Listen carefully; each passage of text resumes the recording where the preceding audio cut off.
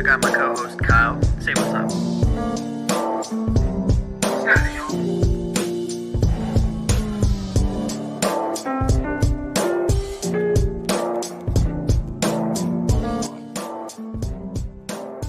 Let's get this shit going, baby.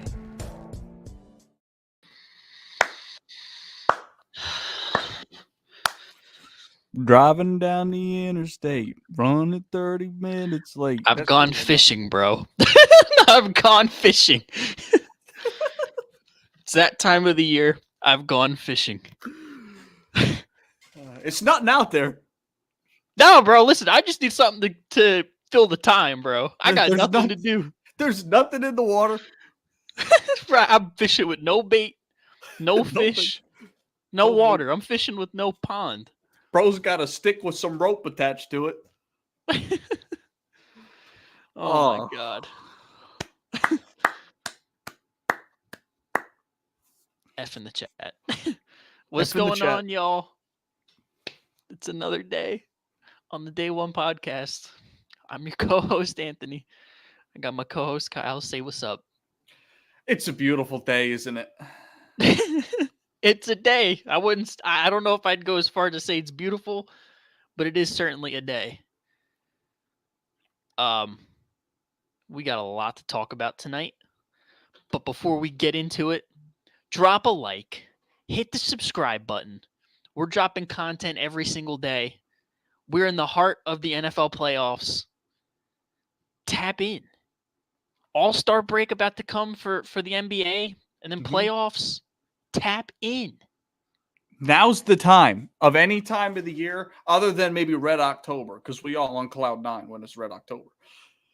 But you got to start watching the show now, because if you don't, you're going to miss our reactions to the Super Bowl. You're going to miss our predictions. You're going to miss everything. And sooner or later, it's going to be the next season here already. So you want to be on the ride with us through the off season.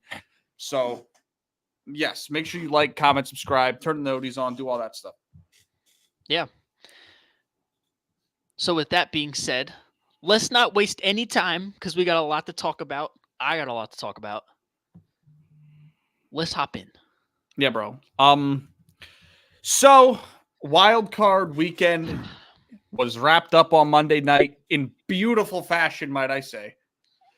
But before we get into some of the winning teams, I want to ask you what you think about a lot of the Cancun teams. If you don't know what the Cancun teams are, it means 1, 2, 3, Cancun, you're on vacation, season's over. Gone fishing in Cancun. All right. So I'm going to ask you, what is one thing that every team that lost has to do to improve for next season? All right. So I'll start. I'll give you a team. The Steelers. The Steelers offensive coordinator. I mean, we all know how good the Steelers defense is. I mean, granted, they can also use guys, but Mike Tomlin gets the most out of his unit. But that offense has been a disaster all year. And for them to get back to the playoffs next year, they got to figure out a plan at offensive coordinator and whatever scheme that they're going to run. But they've already started to address some guys that they're looking at bringing in. So it's a good sign there that, they're going to get that straightened out. And, Kenny Pickett just needs a good system. He's not a bad quarterback. He's pretty mid, but I feel like you get him in a good system. He has Kirk Cousins potential. He put up good numbers. Who knows about the playoff success, but regular season numbers could maybe be a Pro Bowl alternate, like second or third Pro Bowl alternate, but he'll look better. And that's really where my concern for the Steelers lies. Offensive coordinator. Okay. Just the offense in general, that whole scheme. Because we all know the firestorm that Matt Canada was. Yeah, that And people were in state. The Florida Panthers in hockey were chanting "Fire Matt Canada." it was a worldwide propaganda Yeah, scheme. there was a Fire Matt phenomenon. Canada. There was. It's funny you bring up Kirk Cousins because if I had to say anything that the Steelers need to do, they need a quarterback. This Yeah. to me, I think this team's ready to win now. You've got a bunch of receivers on cheap contracts. Najee Harris at first to us looked like he just was kind of an odd man out, wasn't performing as well. But I think the compliment of Jalen Warren has really elevated his game as of late. Yeah. And I think they need to go out and get a quarterback. And I think one of those guys they should call is Kirk Cousins. Because I think with a defense like that, the weapons that they have, they could go on a deep run with Kirk Cousins. We've seen Kirk Cousins win big games before. I mean, we make fun of, primetime Kirk. But Right. he, as of late, I would say he's not put it to bed because he hasn't done it in the playoffs yet. But I mean, just last year, they were 13-0 in one-score games with the Vikings. That's with a mid-tier defense. And Steelers have a really good defense over there. Well, I think they need to address the quarterback because it's not Kenny Pickett to me. I mean, he doesn't throw a good deep ball. It's not a pretty ball. He's not very mobile. You know what I mean? It's kind of like his game reminds me of Brady's style without the winning and just raw clutch ability. Like Jimmy G. Jimmy G. That's like just the style where there's no pizzazz, there's no elevation. You know what I mean? He's just essentially a game manager. Yeah, and he's a bad game manager. Yeah. So, but who knows? You get the right guy in there, he could be a good game manager. But that's true. But I also feel like you brought in the good example for it would be the Giants brought in Brian Daboll as a head coach and Daniel Jones elevated, but let's not act like Daniel Jones in his best career was a top 15 quarterback. You know what I mean? Yeah. It's just not going to be enough. And I feel like the Steelers, they're a winning organization that wants to win now. They want to win yesterday. I think you go out and get a guy like Kirk if you're not going to get something in the draft because you went 10-7. Like no one wants to talk about it, but the Steelers are in purgatory. I mean, it's great that Mike Tomlin's never had a losing season, but it shouldn't be about not losing. It should be about winning. And that's not what they're doing. So, and I feel like their biggest hole is the quarterback position. I mean, you're going to bring an offensive coordinator and you know what I mean? You're going to have some type of success just because you have raw talent, but that's where I said I think it's a quarterback problem. Yeah. Very well could be. I just think the problem mostly lies on the offensive side of the ball. And we know how much of a dumpster fire Matt Canada was. So, you know, who knows? Get a good guy in there. It'll clear itself up maybe. Okay. Let's go up the standings in that division a little bit.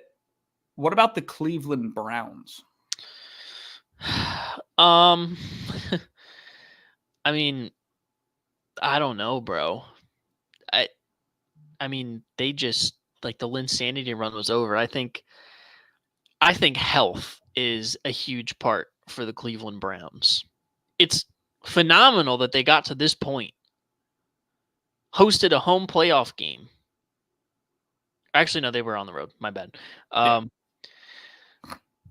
For them to get to this point on their fourth quarterback, who they dragged Joe Flacco out of the retirement home. Yep. No Nick Chubb. Guys on offense have been banged up all year. Same on the defensive side of the ball. They had a tremendous coaching job, but you know, I know we sat up here and wanted to believe in the Joe Flacco Linsanity run, myself included. Facts. Because I was old enough to witness Nick Foles and his Linsanity run. Mm-hmm. But I mean, you just need these guys to be healthy for a whole year. You need number 4 to not be stuck in the massage parlor for the whole season. Yep. You need him on the football field. You need Nick Chubb to be healthy. Honestly, you need to bring in like another number 2 receiver. Yeah, to pair with Amari Cooper. I mean, Elijah Moore is cool. Yeah. But he's not like he's like a mid-tier number 2. Yeah. And you see with these teams that, you know, make deep runs in the playoffs offensively, you got like 2 number 1 wide receivers. Yep. A.J. Brown, Devontae Smith. You could argue Brandon Ayuk, Deebo Samuel. Yep. Um, Kelsey and Hill in Kansas City. Yeah. So, I mean, more offensive firepower can't hurt. I don't really have anything to say about the defense. No. Although Jim Schwartz did kind of get touched by C.J. Stroud, but I don't think anybody expected that. I think that's more of a testament to C.J. Stroud than anything. I agree. Because we looked at that defense as the best in the league. So I really think it's just get the guys healthy, make sure that they get through a whole season together, and then I guess we can see where we're at from there. Because the Browns, even still, have been such a question mark. Mm-hmm. But yeah. Yeah, for me, I was going to say the same thing. I think a wide receiver too, or not even so much of that. I just think they need a deeper wide receiver core because I think David Njoku really exploded this season. And I think he could be a serviceable number 2 weapon on that team if you get a good enough 3. And I don't know if Elijah Moore is even that, to be honest. Yeah. You just need another, like, one more target in there. Yeah, it doesn't have to be anything like a Tyler Boyd. Like, where is Philip Dorsett? Because we need him right now. When you need a 3. Yeah. Where is Cole Beasley, bro? Where's Cole Beasley, bro? He's out there. Where is Alan Hearns? Where is Rob Gronkowski? Yeah, I think that's definitely what they need to do. I think they need to have some discussions about what they're getting out of quarterback because this team looked better with a 38-year-old quarterback than it did with in his prime number 4. Right. Granted, he's been hurt off and on coming off of that year stretch where he was, being criminally accused, but right. Allegedly, yeah. but yeah, I think they do need to have some discussions there, but it's definitely improving the offensive weaponry a little bit more because their running game is going to be good next year if Nick Chubb remains the same guy. Yeah, you look when he gets back, like they got a super deep core. Him, Kareem Hunt, if he's still there, Jerome Ford. I think Kareem Hunt earned himself a bag, low key. Yeah. Not like a top of the line running back bag, but a multi-year contract. Yeah. So, let's go ahead and look at the Rams. Now, to me, this is probably the team that looked the best in a loss this week. Right. And I've struggled to really come up with something that they absolutely need to do. What are your thoughts? Yeah. See, my thing with the Rams has always been about their defense. I feel like they got guys. You got Aaron Donald, obviously one of the best defensive tackles to ever touch the gridiron. And before you keep going, their 2 rookie edges that they drafted were number 1 and 2 in overall sacks by a rookie this year. Yeah, that's crazy. Which is awesome. Insane. But outside of that, to me, you don't really have any world beaters. I think the offense is in a really good spot where they can carry this team. Matt Stafford, Kyron Williams, your boy, Puka Nacua, Cooper Kupp. Tight end's going to be kind of tough with Tyler Higbee tearing his ACL.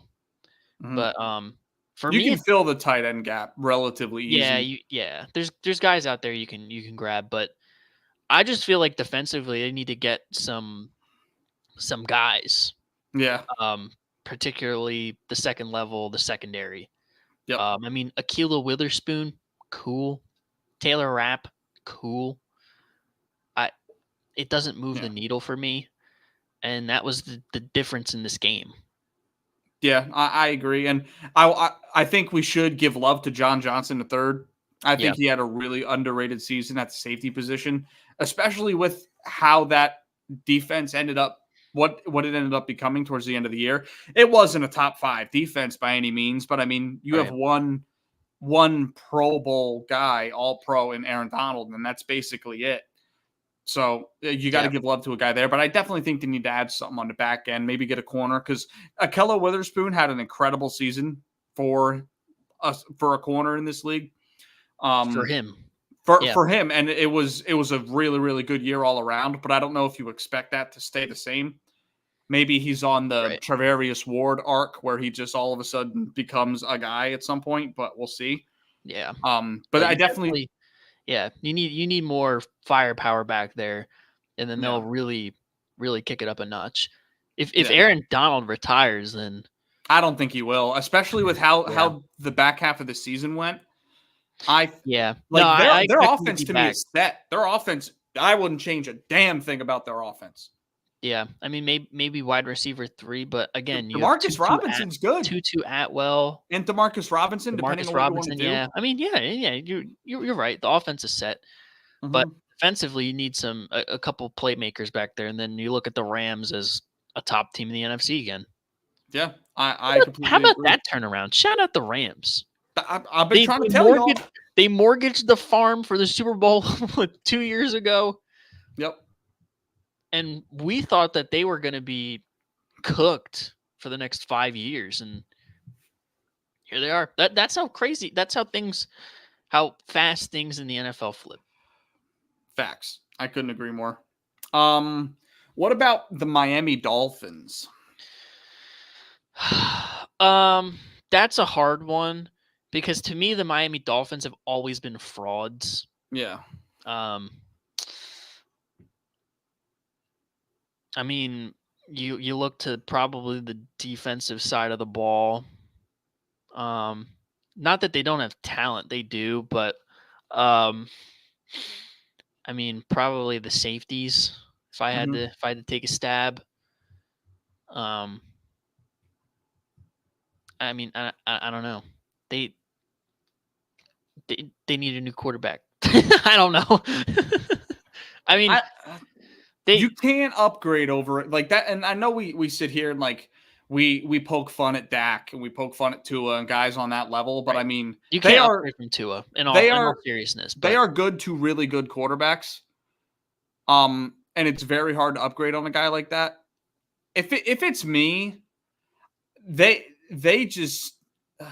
need like a bell cow type back. I think they need somebody when the weather's cold that can, take a beating, take the ball. I mean, Raheem Mostert had a really good year, but do you think he's going to sustain that? No, he's one of the oldest running backs in the league. Yeah. And I don't know if Devon Achan's a guy. I think he benefited from everything around him. But they need a smash mouth type of running back that can withstand the beating, can help lessen the load of the passing game in the cold. Because like a Dalvin Cook. Something of that nature. Or like a Zeke if he becomes available. Yeah. Like pair him with a Mostert and an Achan or one of the guys and figure it out from there. Because they need to do something to be able to take the show on the road, especially in December, January, February. Right. Because Salvin Ahmed is not the answer, bro. I wouldn't say not so. Why? I wouldn't say so. Yeah. He's not the answer. And Jeff Wilson just hasn't been what he was in San Francisco. No. They need to call Shady. Call Shady. He can run in the snow. Yeah. Absolutely. My boy. Shout out. Yeah. What about Dallas? There's nothing they can do, bro. They're stuck in an endless cycle. Yep. 30 years and counting. Yeah. Oh man, no. What do you do? In my opinion, the first thing that you do is you get a bell cow back to pair with Tony Pollard because listen, it's no secret the Dallas Cowboys air raid attack is really good. Their defense is really good. They're getting Trayvon Diggs back this offseason, so they'll probably move off of Stephon Gilmore with him coming back. Yeah, and have Bland broke out this year. They'll have a good duo back there. But you look offensively, it's hard for them to get the run going. Like Rico Dow, is he a guy? Maybe. No, I Not wouldn't really. say so. He's not for what you need him for, in my opinion. Yeah. And Tony Pollard, just off of the injury from last year, just hasn't looked the same, which I tried to tell y'all. You need another bruiser, Yep. like how Zeke was the bruiser and Pollard was lightning, Zeke was thunder. You need a thunder back. Yeah. And you can get Um, them in the draft. So Yeah, you can get him in the draft and free agency. I mean, you could bring Zeke back if you want. yeah. But that's the glaring hole with the Cowboys. And then, I mean, I guess maybe, I don't know, Because linebacker. that's the thing. Like, and you can admit this too. Dallas is a really, really good team. Yeah. And they need they I don't know what exactly they have to do, because like we can shit on Dak all we want, but we've seen guys like him make a run before. So I What don't kind of run are we talking about? like to the Super Bowl or to the championship game. Like what Dallas's expectation should be. I'm not Oh, saying win it, but like we've seen a guy like Flacco or Foles like run Yeah. through a playoff run. We've seen a guy like Phillip Rivers reach an AFC championship game. You know what I mean? Like, Right. and I won't be surprised if Dak makes it to 1 or 2 in the right situation at some point, just because the team's so talented. Right. But I think there's a couple things that they need to do. I think they need to move off of the Michael Gallup experiment. Michael Gallup Yeah. just has not been a guy. They started paying him. It reminds me of a lesser talented Mike Williams. It's just like you don't know what you're going to get on a week-to-week basis. Right. And he's never healthy.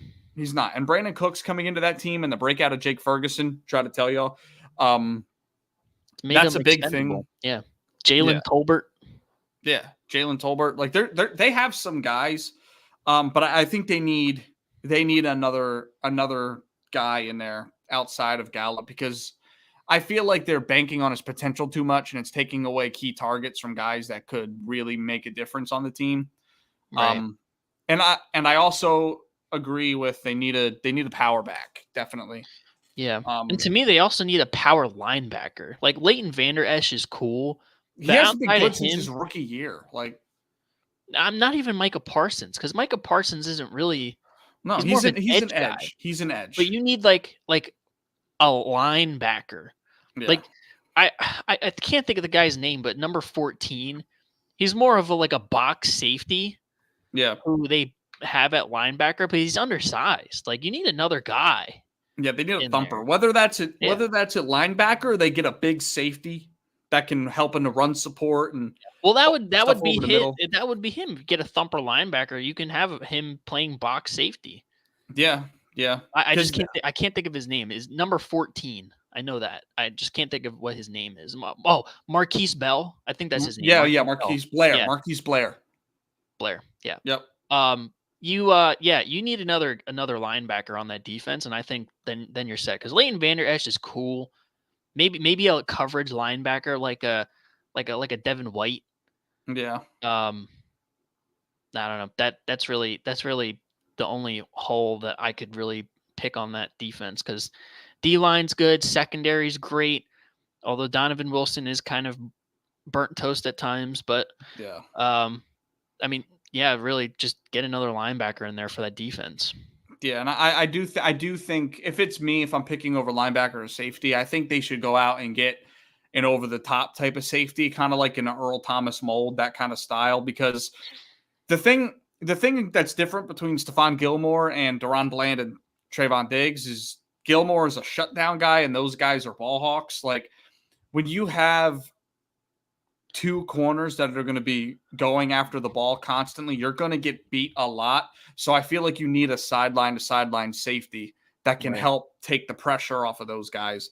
Because, I mean, we've seen them get beat on a deep ball a lot. Not so much Trayvon Diggs as of late. He's improved in his coverage, but we don't know what Deron Bland's going to be. I mean, we have no idea. So I do think a safety is extremely important. I also think they need to try everything they can to keep Dan Quinn, because if they're going to keep Mike McCarthy, which they said they are, they're keeping McCarthy.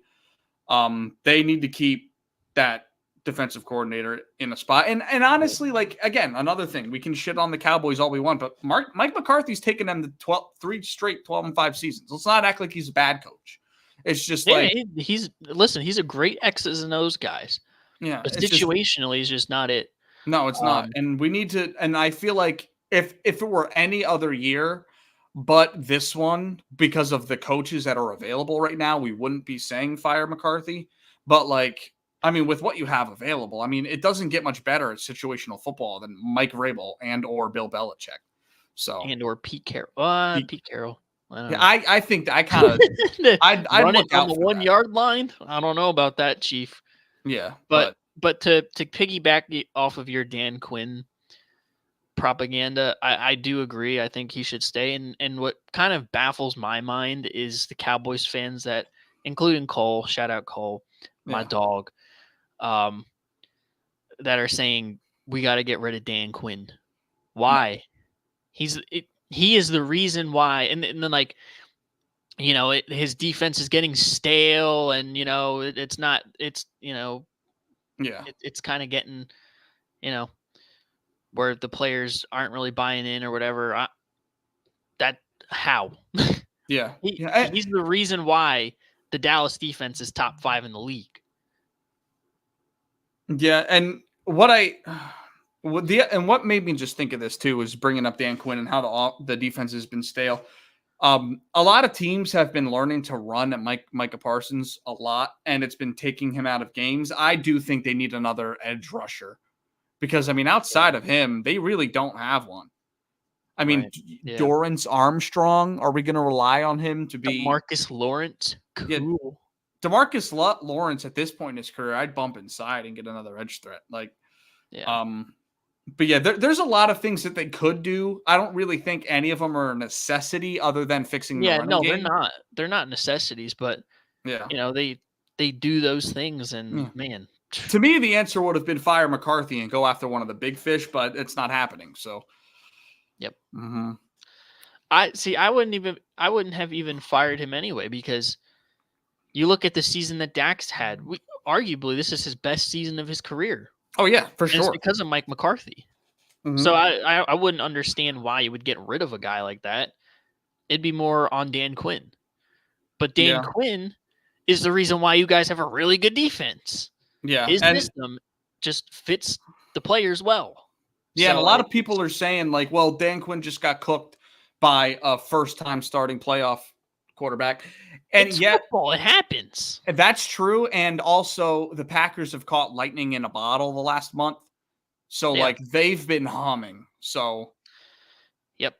I mean, it's very hard to slow down a month's long worth of momentum in one game. So, yeah. No, I agree, but not to make excuses because they were. Listen, it's music to my ears, bro. Absolutely. Because listen, I'm not too full of pride to admit when I'm wrong. All right. I wanted to just stay in line with the program, not ruffle feathers, but I knew this day was coming. Yep. Neither of us thought that it was going to be this week. No, I didn't either. I didn't think it was going to be Green Bay. I thought it would be probably when they play San Francisco, or maybe next week, this week. But yeah, bro, that was crazy. And shout out Jordan Love, bro. He put on his best Aaron Rodgers performance. Dog. He might have outperformed Aaron. Like he was just on one. Yeah, he was unconscious, bro. He was, and it's going to come to a screeching halt when they have to go into San Fran this week. But shout out Jordan Love. The Linsanity run has been fun to watch. Yep, and the final team, and we can talk about it and bleed it into what your thoughts are from the game this week, because I know you want to talk about it. The Philadelphia Eagles. Now, for me let me just start. Yeah, you start, bro, because I want to take my victory lap. Okay. I've been telling you all season that your defense could be. You're not getting it out of me, bro. Your defense can be had. And I'm not in my bag anymore. You're not getting it out of me. I know what the deal is. It was had multiple times over. You guys just cannot tackle to save your lives. Not even that we can't. We just don't want to. Did you see the lack of effort? Mm-hmm. They let Trey Palmer run by him 3 times for 3 touchdowns. Yeah, and like it was very clear to me who the better leader was on the field on Monday, and it was Baker. Because the way that he goes about his business since he's matured, um, that was just irrational confidence, and I just had no faith that the Eagles were winning the game. Once I saw how Baker was acting compared to Jalen Hurts after the first drive, straight to the bench, head down, whether he's in the tablet or he's just staring at something, looking off to the I don't know. I don't want to. You shouldn't have to change who Jalen is, but if you're going to lead by example, the example you're showing better be good because it hasn't been. That's my thing. So I'm going to take my victory lap. I'm going to take another one once we move over to the Bucs side of this. But my victory lap, I've been trying to tell you, bro. It's just not looking good. You know, we've been doing the show for over a year, maybe a year and a half now, and you've been trying to find a victory lap the entire time, and here it is. Congratulations on your Super Bowl, bro. I got more in the chamber. Okay, I got one already. I'm good. Yeah, bro. I mean, where do I start?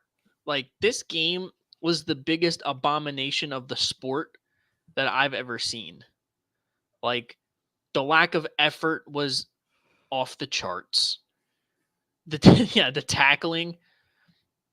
Joe Buck and Troy Aikman would not stop talking about it.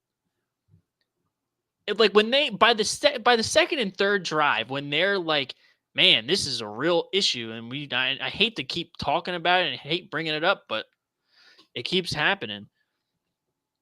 It's just like the culmination of the last 2 months in a football game. Nick Sirianni lost the locker room after the organization essentially made Nick lose the locker room, because we all know that it wasn't Nick Sirianni's decision to move on from Sean Desai. It was from the higher ups, from what Hassan Reddick said. The organization was like, yeah, we're going to bring Matt Patricia in. And the players have said, and including Slay, I mean, of course, Slay, but the players have said it was tough trying to buy in to a second guy. Slay said, it's like having 2 marriages. One girl, you don't know, one girl might want her feet rubbed, one might want her back rubbed. It's a tough situation. So, and it doesn't look good for Nick, because it's like, this was your guy. And the organization was just like, yeah, no, we're giving you Matt Patricia instead, just mid-season. So it's not a good look for you. So the players just essentially quit on him. They quit. Defensively, they quit. Offensively, what are we doing? What are we doing? Like, bro, it baffles my mind. We have a top 5 offensive line in football. We have a Pro Bowl running back in DeAndre Swift. Bro made the Pro Bowl. 1,000-yard rusher, career year in his city. Jalen Hurts, mobile quarterback, loves the RPO. 2 runs to DeAndre Swift to open the game. Led to a first down. Like 11 yards, 2 carries. That was it. After that, we didn't see a run till like the second half.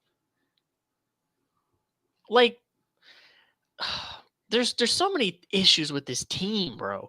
And it starts with coaching. It starts with coaching.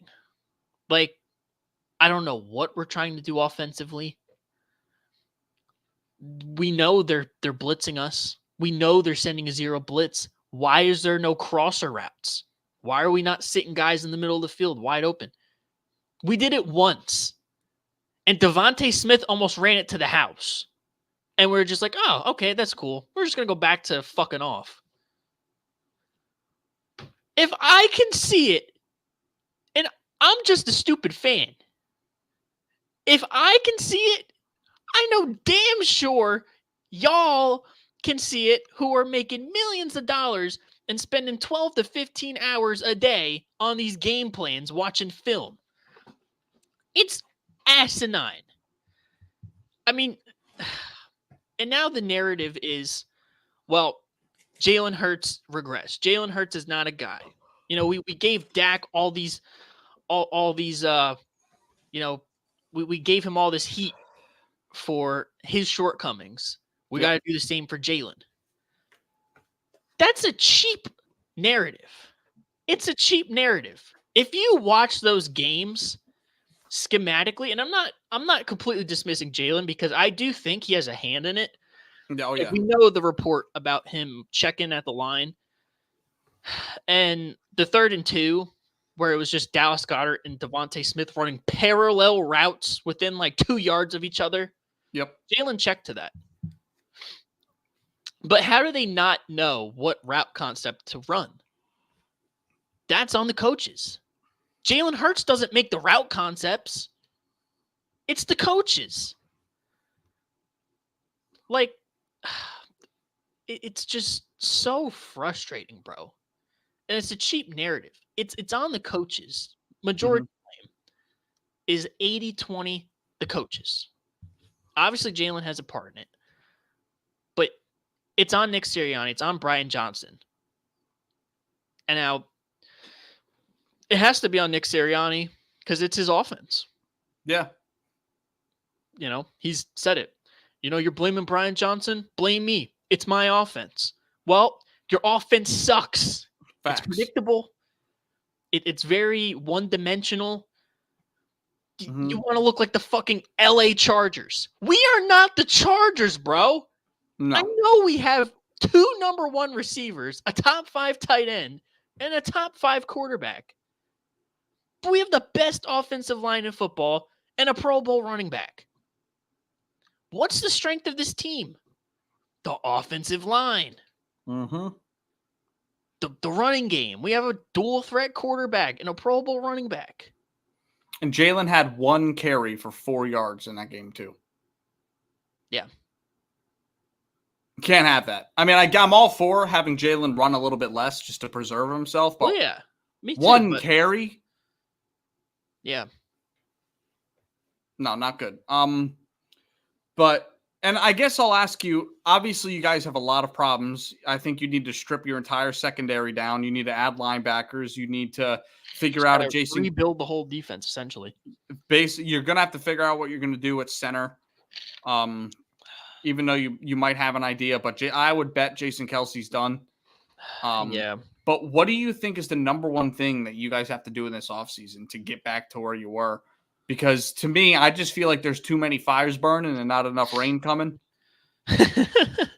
Yeah, it feels like that, doesn't it? Yeah. Man.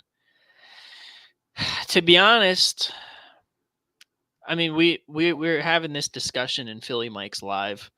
I mean, I wasn't, but he was on this call-in stream about, do we fire Nick Sirianni? Yes or no? The majority of people that were hopping in were saying, I'm cool bringing him back if we have competent coordinators. And I agree. The only way you can bring him back is having a guy that can just come in with his own system and call the plays. Yeah. And let Nick Sirianni be the situational manager, the rah-rah guy, because that's really what he is. He has no X's and O value. Absolutely no creativity, innovation as far as the offensive game goes. And he was an offensive coordinator before he came here. Like, how, bro? How? Yeah. It's like chegging your way to a college degree. And then once you get the job, you don't know what the fuck to do. Yep. It's a real problem. But here's my opinion on it. I am cool with bringing Nick Sirianni back another year with good coordinators, obviously. because you look at our team, granted, we got a lot of issues on defense. Yeah. The offense, our young core is still, for the most part, intact. I hope we re-sign DeAndre Swift. Yeah. I don't know. I really hope so. But, I mean, AJ, Devontae, Goddard, Jalen, most of the offensive line outside of Jason Kelsey is still relatively the same. You can lean on them and rebuild the defense. But, I mean, if you're not going to have guys in there that can develop the young talent that you draft and put all the players in positions to succeed, and it's not like Nick Sirianni is going to add any X's and O's value, we're just going to be having this conversation until they inevitably fire him. So just get it over with. Yeah. If I was Jeffrey Lurie today, I'm firing Nick Sirianni. Yep. I am. Do I think he's going to get fired? Probably not. I think he would have by now. Well, they haven't had their end of season meeting yet. They have it tomorrow. So I think by this weekend we'll know if he's there or not. But I mean, it's tough because granted, all the things with our team, we're still in win now mode. So making a drastic change like a head coach after like all of our players as well came out and gave him strong endorsements, like that's going to be tough. Yeah. But it could work if you get the right guy. Like I think we should go after Bobby Slowick, the Texans offensive coordinator. He was the pass game coordinator for the Niners last year when Brock Purdy burst on the scene. We obviously seen with CJ Stroud what he's done with him this year. Get him in the building. Yeah, or grab one of these coordinators that doesn't end up getting a head coaching job because not all these Aaron Glenn guys. I know our MO is bringing in offensive guys because that's Jeffrey Lurie's thing. But if we're really going to like flip the script, bring in the defensive guy, bring in Aaron Glenn. Yeah, let him build that defense, and then bring in a guy that'll just run his own system on offense. Yeah, but that's what I think they should do because in the long run, I think it'll be a good thing. Do I think it's going to happen? Probably not, because that is just a seismic change for a team that can still, in my opinion, with everything going on, all the defensive players getting old, I think they can still compete in the NFC for a playoff spot and, make a run. Do I think a Super Bowl run? I don't know. That depends. Yeah, it depends on how the NFC. I definitely think they can be a playoff team. Oh yeah, they'll be. I think they will too. Yeah, but like with that being said, I mean, I would get rid of Nick. That's what I would do. But do I think that they're going to get rid of Nick? No, they're not going to. But they got it. It's important that they get guys in here because I swear to God, if they run back Brian Johnson and Matt Patricia, I'm literally going to punch a hole in my TV. I don't think. I'm ripping this TV down off the wall. Yeah. And my entire foot is going through it. Yeah. Twice. I have a few things I want to bring up regarding this team, but I'll stick to what we're talking about for now. Like, I don't see a world. I could see a world where Brian Johnson comes back. I could just because I mean, he's getting head coach conversations right now. I don't know why. But I won't be surprised if they try to bring him back just because of the buzz he's getting around the league. I would be extremely surprised if one of either Sean Desai or Matt Patricia is still on the team, unless they take a lesser role. I don't see any way where you can bring them back after what we've just seen these last 2 months of football. I agree. I think you need to bring in another guy. Yeah, I would love to bring in Al Harris from the Cowboys or Denard Wilson. Yep. Although I don't know if he's going to come back because he wanted our DC spot this year, but Nick turned him down. Yeah. And they went to Baltimore, and you see how good their secondary is. Yeah. And to the Sirianni thing, and you can tell me if you agree with the philosophy. I think you don't need a rah-rah guy as a coach on your team.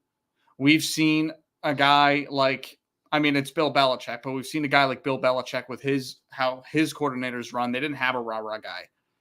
They didn't need one. Right. So to me, if you're bringing in an entire new offensive system, defensive system, what's the point of keeping the coach that we're not even sure about as being a great leader?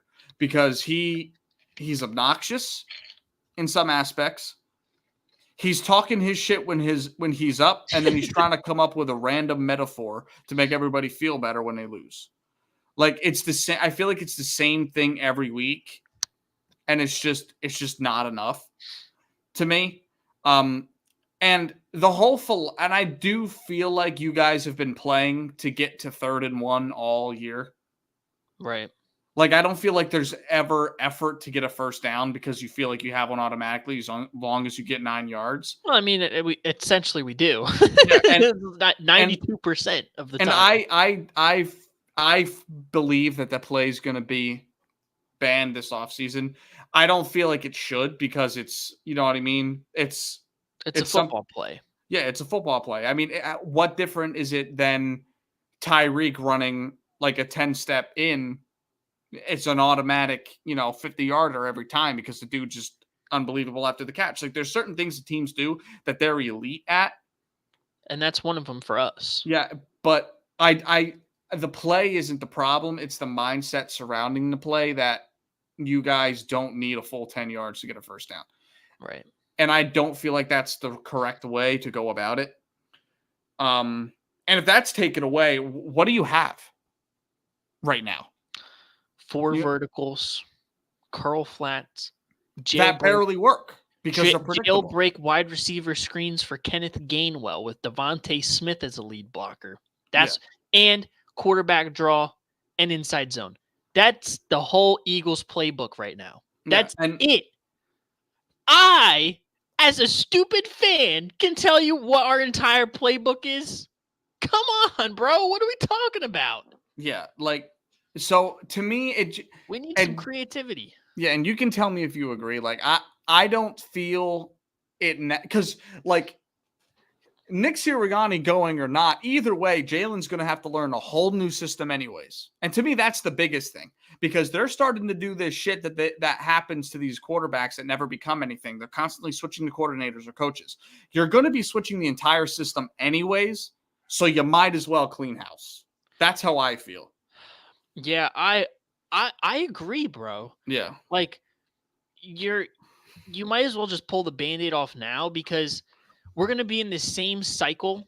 If we bring in competent guys, we're going to be in the same cycle the year after. Yep. Because they're going to get plucked for head coaching jobs. Like, and then we're going to be back in the same thing. Like Nick Sirianni, his offense, these stupid route concepts and the quarterback draw and the screen on 3rd and 14. Like, I'm over it, bro. Mm-hmm. I'm over it. Like, yeah, and if we're going to look at it as a personnel thing, if I had to say, I think there's 2 things that are absolutely glaring that you need to upgrade on. To me, it's a wide receiver 3. Julio Jones was good this year. I don't expect him to be very good next year. He's getting old. I don't expect him to be there. Quez isn't the guy. Zacchaeus isn't the guy. I think maybe you pick somebody up in the 2nd, 3rd, 4th round as a receiver, a nice 3. You know what I mean? Yeah, I agree. I will say though, with Zacchaeus, it wasn't bad. It wasn't bad. No. When he got snaps, he actually was pretty serviceable. He was pretty all right. Yep. Nothing that flashed, I mean, other than the 2 touchdowns. Yeah. Especially one in the Bills game. Yeah. I thought he solidified his spot there, but apparently not. But he proved to be a dependable guy when you needed a clutch first down or just a catch. Mm-hmm. But the coaches just didn't trust him. I don't know why. He showed I think he only had 1 or 2 drops all year, but he didn't get any run. No. Quez, yeah, bro. Quez is not a guy. No, he's not. Mm-mm. He is not a guy. Yeah, I think you need a receiver 3. And then I also think the tackling problem is a big thing. I think you guys need to get a sideline to sideline linebacker. Someone that can fly all around and just lay the boomstick, because Yep, you're just I agree. not. It feels like every time there's every offensive snap, you guys on defense, it's one-on-one. It's very rare that I see two Eagles guys, unless it's a run right up the middle and you run into the whole line. But like when there's open space, I never see two people in the same area. It's always one guy, break a tackle. Right. So Yeah. so I think getting a sideline to sideline type linebacker, a new Mike. I could not agree with you more. Yeah. I think it was a travesty that we let TJ Edwards walk out the door and we essentially swapped linebackers with the Bears. Yeah. Like, Nicholas Morrow should not be in the league. No. Bro, keep a job. Yeah. We should not have gotten rid of TJ Edwards. In my opinion, when it went down, and I think we talked about this over the offseason with our laundry list of free agents, I feel like we can keep one. Yep. TJ Edwards or Kaiser White. One of them's going to leave, but I think we can keep one. Mm-hmm. I was more of the inclination of we need to keep TJ Edwards. Led the league in tackles, homegrown. We developed him. He turned into a really good linebacker for us. Maybe not the best in the league, but he was really good. Yeah. And we just let him walk for $6 million. Yep. Like, that's something Howie Roseman has to sleep with. Mm-hmm. Being cheap with these linebackers. I mean, Zach Cunningham was cool. I think like, if linebacker is going to be slim pickings, I think you can bring him back because he was the most consistent guy. He was very good, at least in the first half of the year in terms of run support. I think the injuries kind of hurt him down the stretch. Yeah. But he wasn't terrible. No. He wasn't terrible. I can live with bringing him back. I think Morrow has to be gone. Yeah. Because for a full season, obviously, he cannot be the guy.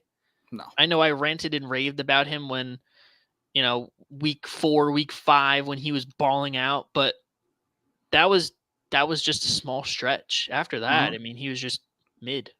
Yeah, and I don't think you need a great linebacker necessarily. You just need a guy that can get. We should draft. We should draft one.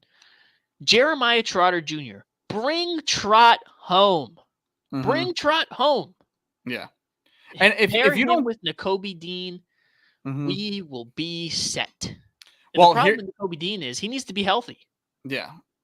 Here's my thought about it. I don't necessarily think bringing in another young linebacker to be your 1 and 2 guys to be the quarterback of your defense. I don't think that's a good idea, especially because I think you're going to be losing a lot of veteran leadership on that defense. With Seattle losing Carroll and going into a new area, I think getting on the phone with Bobby Wagner's agent might be good as a Band-Aid for 1 year. Coach up Nakobe Dean. He's going to play good. He's going to be behind the league in tackles. Right. Like a guy maybe like draft that. a guy as well. You can still draft Trot. Yeah. Give Bobby Wagner a break. Once Bobby Wagner calls it quits, then boom, there you go. You're 2 guys. Yeah, I think that's to me, if there's any free agent on the defense that you guys should go out and get, it's Bobby Wagner. Yeah. I thought we should have traded for like Patrick Queen this offseason or Devin White. I mean, we'll see. I also do think we should probably think about retooling the secondary. Oh, I think you need to blow that shit up. My opinion is this. Slay had a good year. I understand he's 30, and first game back in the playoffs, he really did not play good. No, and I didn't expect him to. His first game back, so I mean, how much stock can you really put into that? Overall, he's had a great year. I think you could bring him back. I don't think you could bring Bradbury back, and it's such a shame because Bro had the steepest fall off in history. Went from a first-team All-Pro to a McDonald's cashier. The fall off was insane.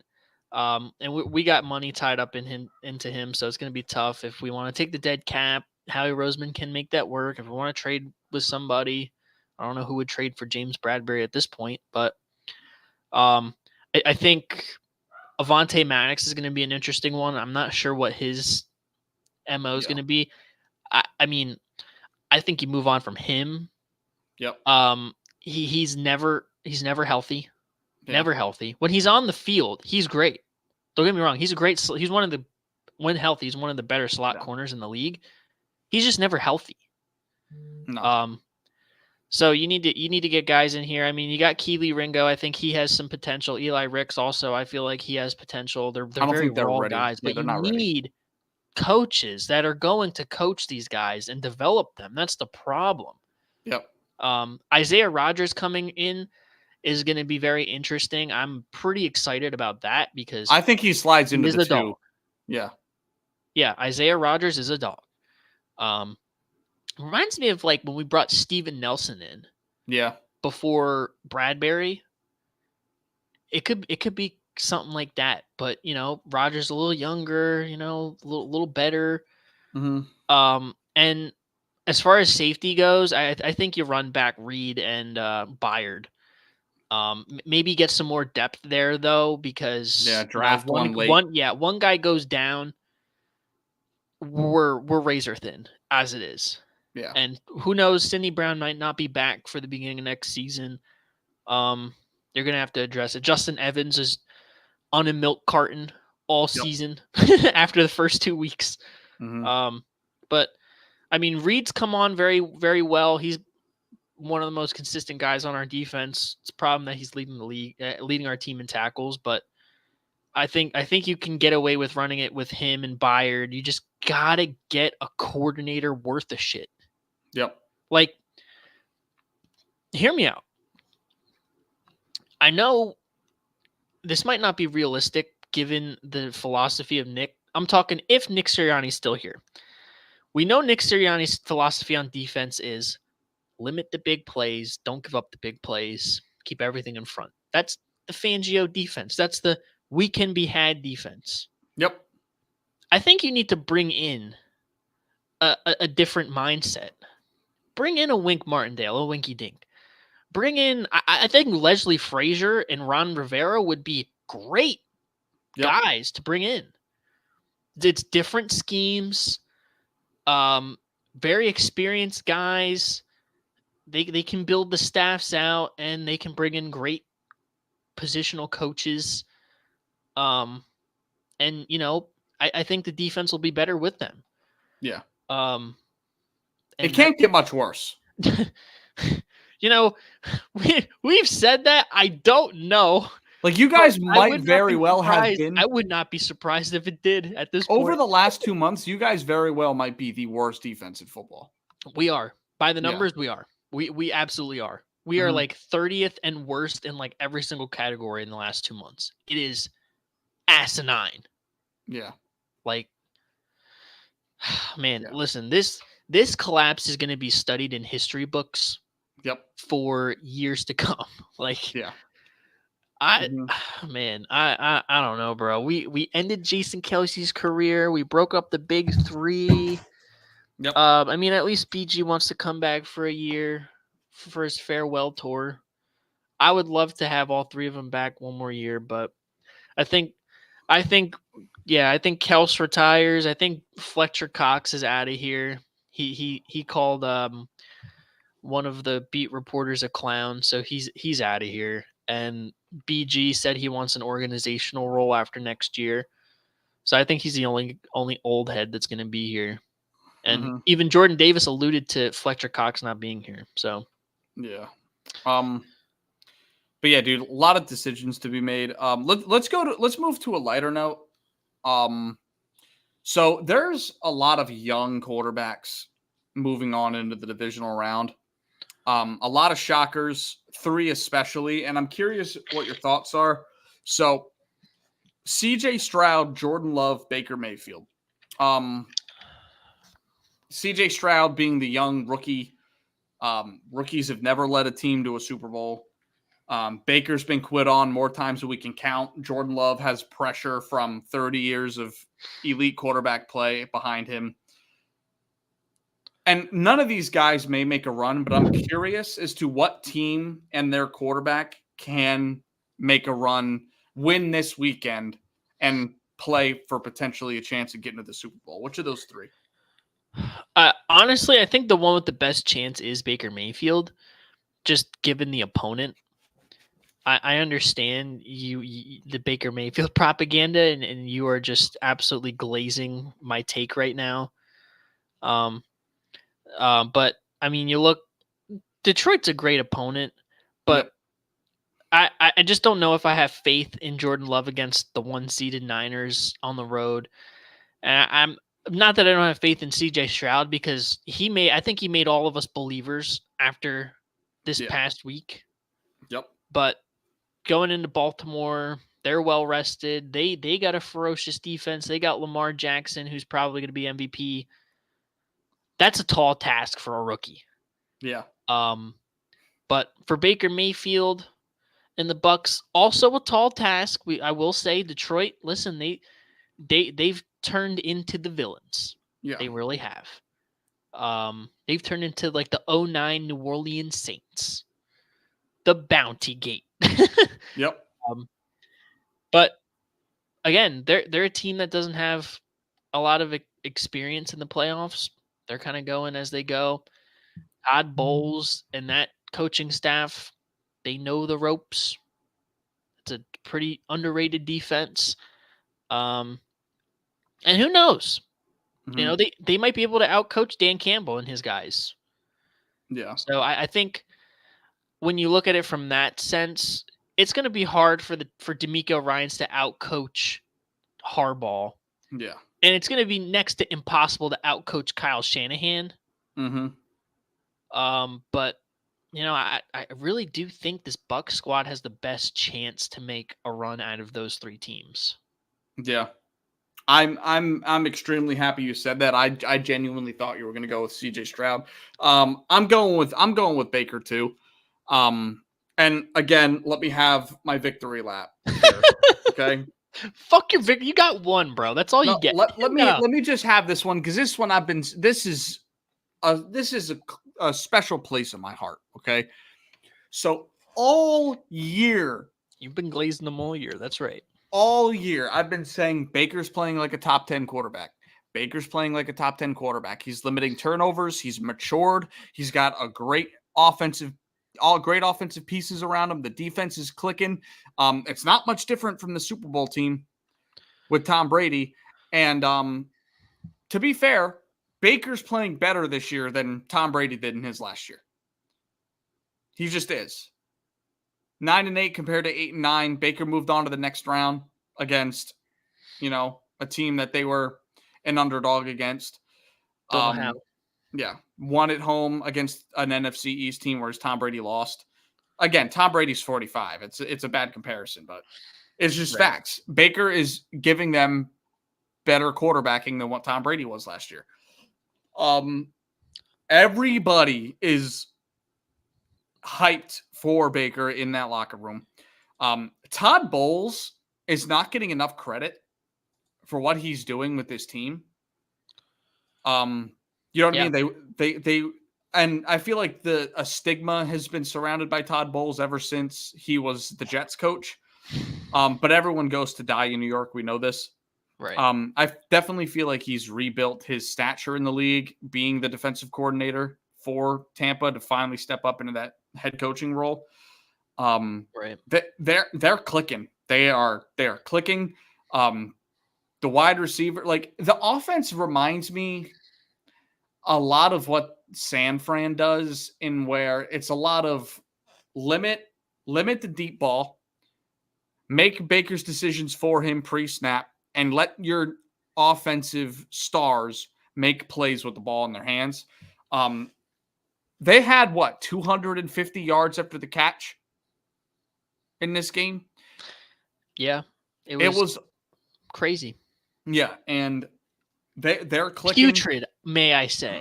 Yeah, and I do think they're, out of the three quarterbacks, they have the most gettable opponent with the Lions. Yeah, I agree. That's really what baked into it for me. Is yeah. Baltimore really gettable? Maybe. Is I think so. San Francisco gettable? Maybe.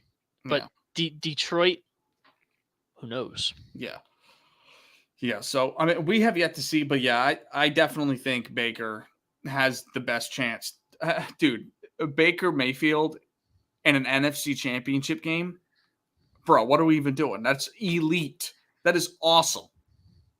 So, yeah, dude, I definitely think it's Baker. And then I have one more question for you. So, everybody but Patrick Mahomes has the chance to win their first Super Bowl ring this year. Mm-hmm.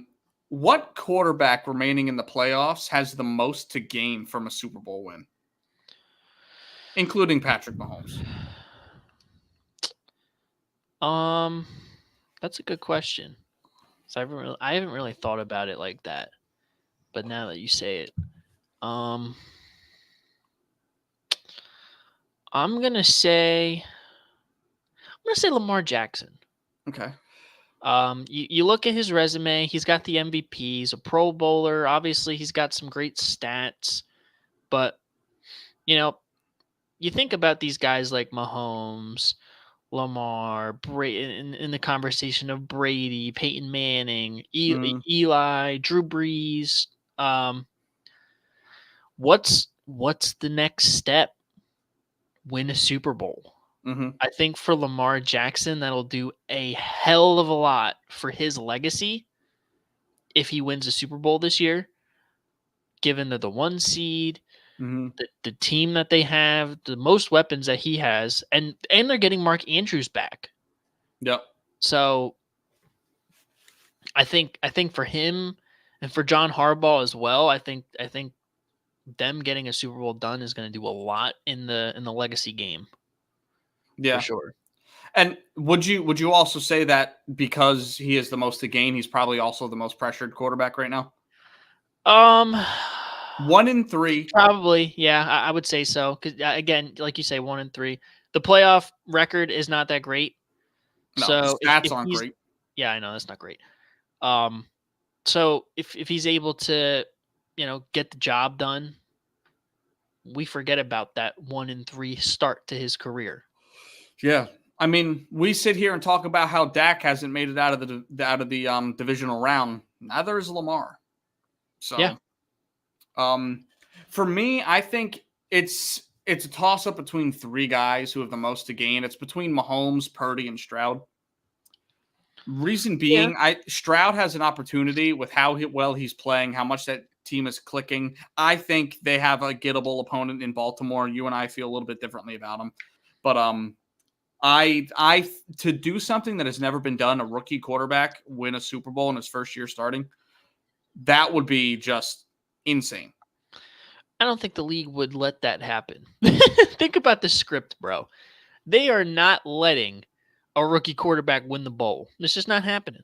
Not before Mr. Irrelevant wins it. Ain't no shot. No shot.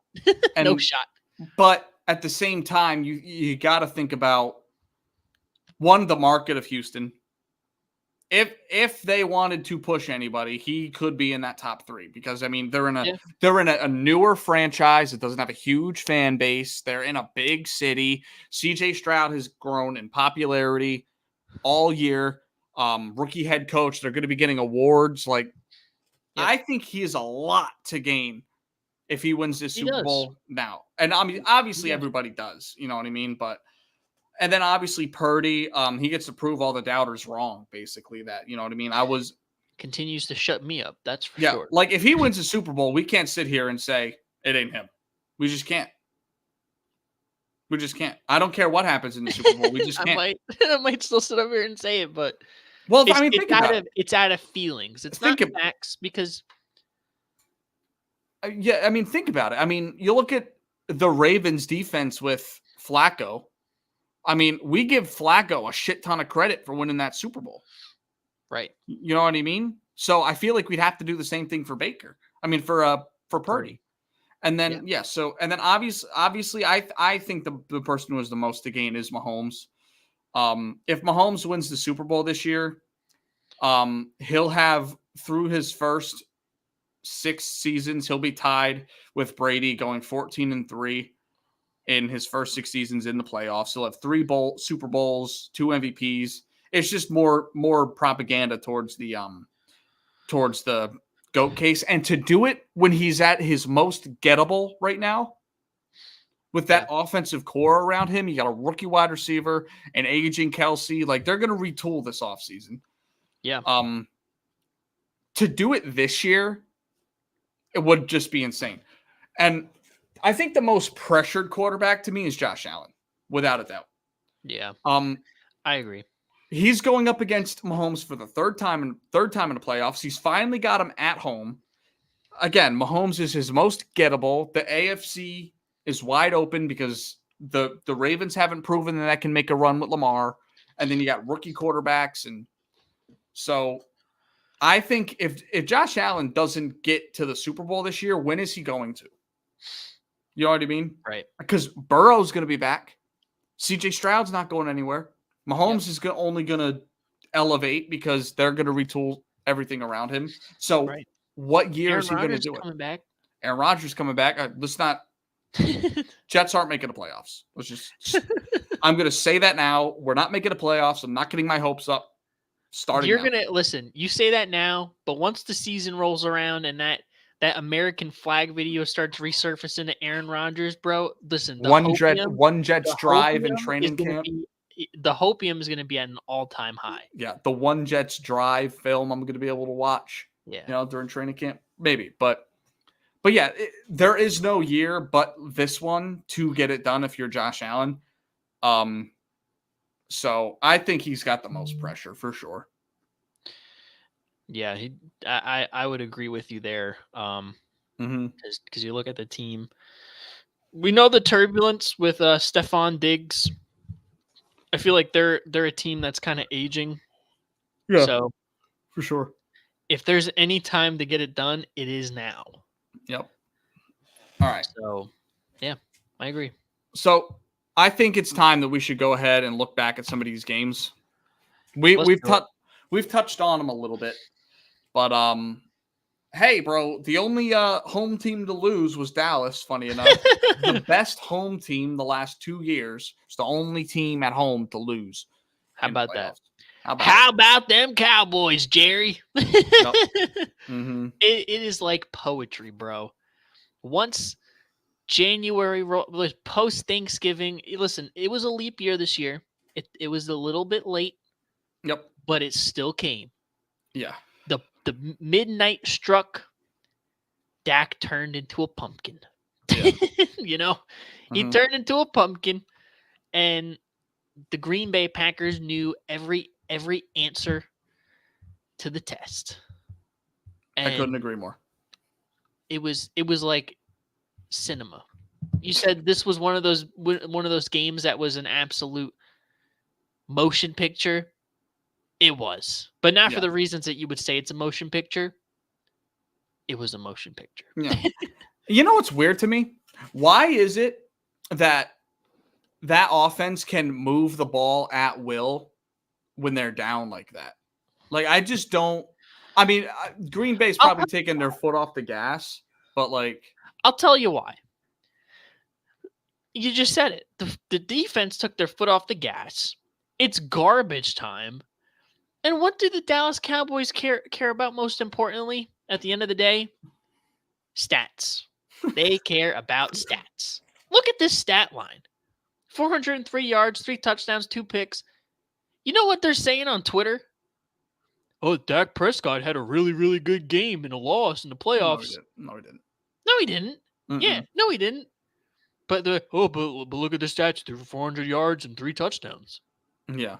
Did you not watch the game? 75% of that stat line came when they were down by 28. Yep. Okay?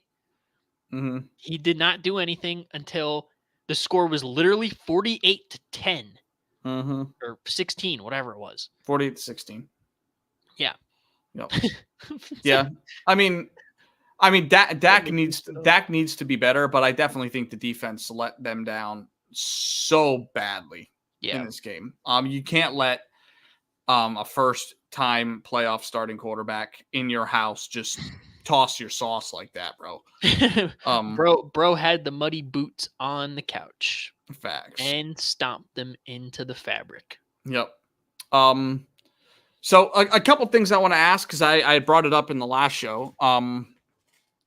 Do you have more confidence in the Chiefs now that we saw what they did against Miami? Yes and no. I like I've said, I think Miami is pretty fraudulent. And to be honest, we kind of saw this coming. You know, minus 20 degrees. This is a team that wants to be down south. Yeah. In the sun, the sand, the beach. For sure. The babes in the sweat swimsuits on the sideline at the Hard Rock. Yeah, bro. They are not built for anything lower than 40 degrees, let alone minus 40 degrees. Yep. There's no shot. So, I mean, it was a very one-sided affair. It was. But I still feel like we should take that with a little grain of salt, given this is a fair weather team. Mm-hmm. We saw this coming from a mile away. We knew the cold was going to stop this team, and the Chiefs were going to take advantage. So kudos to them. It's a good momentum builder for sure. I'm not going to discount that. It's a good momentum builder into my opinion is, crazy take though, this divisional game between the Chiefs and Buffalo Bills could determine who goes to the Super Bowl. Probably. It could. So, it's good to build momentum because this is going to be a high stakes game.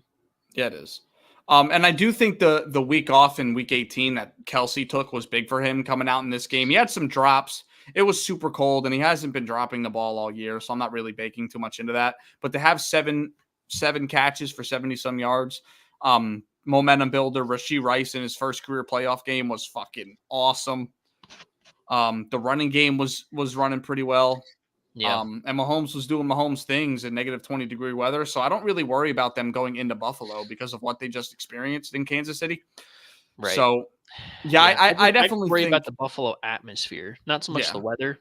Yeah. Because we know the Chiefs, the warm weather, cold weather, doesn't really matter. Yeah. But it's just that atmosphere, Yeah.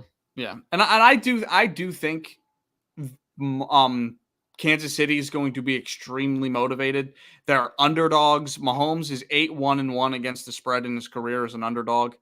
And everyone's saying, well, Mahomes has never won a road playoff game. And I think he's going to come out there and fucking lay meat down and establish dominance and say, hey, listen, 2-0 against his team for a reason. He's going to go do it again. Do you really take anything away from what Buffalo did to Pittsburgh? I didn't really, mainly because, Josh Allen was fantastic. Steelers were missing TJ Watt. 4 total touchdowns. Really. Yeah. Not really. This was nothing new. I figured this was going to be the case. So yeah. This is nothing new. Yeah. Okay. And so we spoke on Green Bay, Dallas. The absolute motion picture of the weekend, though, this Rams-Lions game was cinema. Yeah. It was Avengers Endgame, highest grossing box film. Like, this was a great game. Both these quarterbacks were on their shit. Yeah. I don't put anything on Stafford whatsoever in this game. Not a damn thing. Nope. Not at all. No, he was incredible. Puka was great. Cooper Kupp was kind of a no-show, but he has been as of late because of the emergence of Puka. Right. Kyrie Williams couldn't get the ball rolling real well. He had a good yards per carry, the highest this season against the Lions. The Lions are a great run defense team, but dude, both these quarterbacks were just slinging it, bro. Mm-hmm. Yeah, bro, this was just an absolute motion picture. You looked at the storylines coming in. Both these guys got swapped, quit on by their respective teams. We knew this was going to be a battle. Yep. And, the Detroit Lions bit off one too many kneecaps Yeah. and squeaked out with the win. Yeah, and what bothers me a lot is people on Twitter are saying, well, now we finally know the Lions won the Goff Stafford trade. No, they didn't. The Rams got a Super Bowl. Yeah. Let's pump the brakes. But Yeah. I think the these Lions were didn't the get a Super Bowl. They just won Yeah. the head-to-head matchup. Yeah. Listen, the Lions won the battle, but the Rams, they won the war. Yeah, and the Lions have a chance to get it done this year, but Yeah. despite how great Stroud, Love, Mayfield were, I think these were the two best quarterbacks of the weekend. Yeah. No, I agree. They were the reason why their team was in the game, absolutely willing their way. I mean, for Pete's sake, Matt Stafford in the first quarter got his hand stuck on one of the pass rushers' helmets. Shit was bro, his whole hand was red.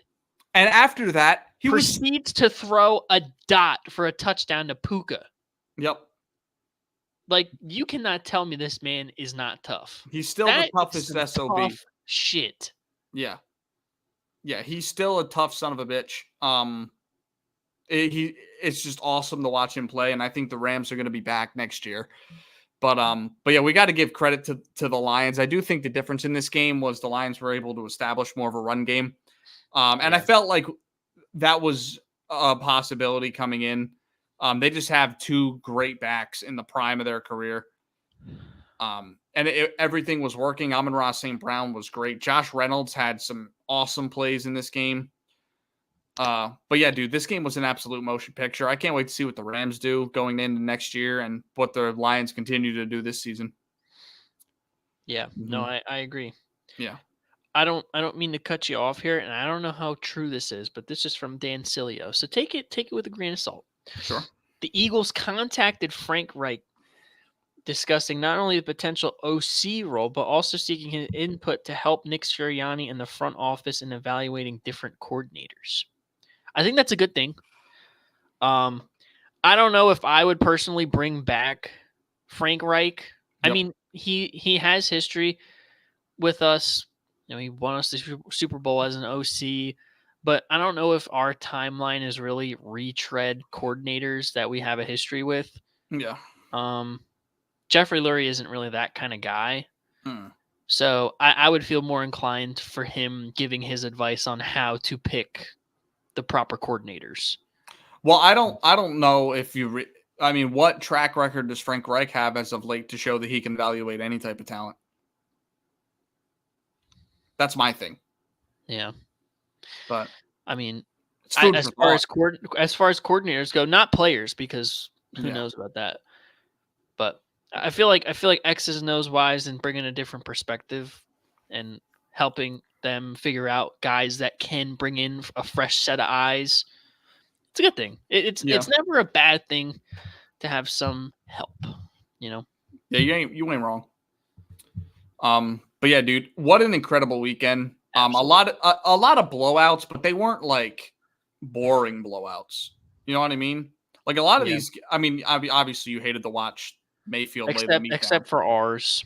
Yeah, that was pretty. I mean, I will say though, it wasn't really, because at halftime it was a 1-score game. We could have easily got back in that game if we were worth a shit on offense. But what do we not do on this show? The absolute was the coaches didn't know what the fuck they were doing. Yeah. They didn't know how to defeat a zero blitz. That is sad, bro. We don't deal in if, buts, and maybes on this program. We deal in absolutes. And the absolutes is, other than Jeff Stoutland and Michael Clay, everybody wants to forget about Michael Clay, clean out the coaching staff. Just clean house. I agree. All right. So moving forward, we've got divisional football this weekend, Saturday and Sunday. This might be more of a motion picture weekend than last weekend was. Yeah. Because all four of these games, I think, could be absolute bangers. And we'll go and talk a little bit about them, make our picks, because Yeah, dude. This is going to be one. This is going to be a weekend for sure. Yeah. Straight up. Yeah, bro. So let's break down these games here. We'll start at the top. Houston Texans going into Baltimore to take on the Ravens. Mm-hmm. Texans are 9.5-point underdogs after beating the shit out of the Cleveland Browns. What are your thoughts here? I personally think the matchup here to watch is Lamar versus the Houston defense rather than Mm-hmm. CJ Stroud versus the Baltimore defense. Because, I mean, we rant and rave about CJ Stroud's performance, but you got to give an attaboy to that Houston defense. Yep. They showed up. They came to play. They created turnovers. They made pressure. They dominated the Cleveland Browns. They did. Mm-hmm. Looking at this game, there's always a topic of conversation this time of year about rust versus rest. And I think I'll tell you now, I'm taking Houston to cover for sure. I think 10 points off of Baltimore not playing basically in 3 weeks is I think it's too much. And I could see a lot of just rust in the first half of this game for Baltimore. I won't be surprised if Houston's leading at half. I'll be honest with you. I don't know who's winning this game. I have no confidence that I don't have an idea of who's going to win it because I think it's going to be so close. And I'm leaning towards Houston, to be honest with you. I think Baltimore's going to win, but I'm going to agree with you. I think Houston covers. I think this one's probably going to be a 3 to 6 point game. Yep. I mean, the Houston Texans showed you a lot. CJ Stroud has shown you a lot. That defense has been stingy, but so have the Baltimore Ravens. And I tried to tell you all year about the Baltimore Ravens. Not discounting them in any bit of the imagination, but I think 9.5 is a little bit too much for a game like this, especially considering the over-unders 43, which is pretty low. It's the lowest out of these three, but I think it's pretty low. They just think Houston's just going to lay a goose egg here. I don't know. They very well could, but I'm more inclined to think that this is a closer game, but I do think Baltimore wins. Mm-hmm. I think Houston covers. Yeah, I'm there too. And if Houston gets blown out in this game, it doesn't take anything away from what I think what the Houston Texans have done this year because they're playing with house money right now. No one expected them to get here, to be honest. So I think I am leaning Houston to win this game. I don't have faith in the Ravens in the playoffs. I just don't. Right. With Lamar, the way he's played in the postseason, I think their offense overall has been better. I think a guy like Mark Andrews, him not being here is going to hurt them a lot. We haven't seen it as much over the last stretch of the season that it's really been that big of a problem because of Isaiah Likely. But I think missing a guy like that is going to be a glaring thing this week. And I think I'm leaning Houston to win. I really do. Mm-hmm. I don't know, bro. At home, off a week off, you could very well say, rust, but the rest factor is also very good. It is. And think about this. They're at home. Yep. They got two wins. That's it. Yeah. And who knows what the emotional stature of the Houston Texans is coming off of that win? They have all the momentum. I'll tell you that right now. Yeah. All of it. But again, this Ravens defense has been historically good this year. So it has. They are definitely going to stifle that momentum. But I do think Houston is going to keep it relatively close. I think Baltimore is just going to. Yeah. They're the better team overall, and I think they're just going to make more plays to win this game. Think about this too. The experienced John Harbaugh versus the inexperienced DeMeco Ryans. Yeah.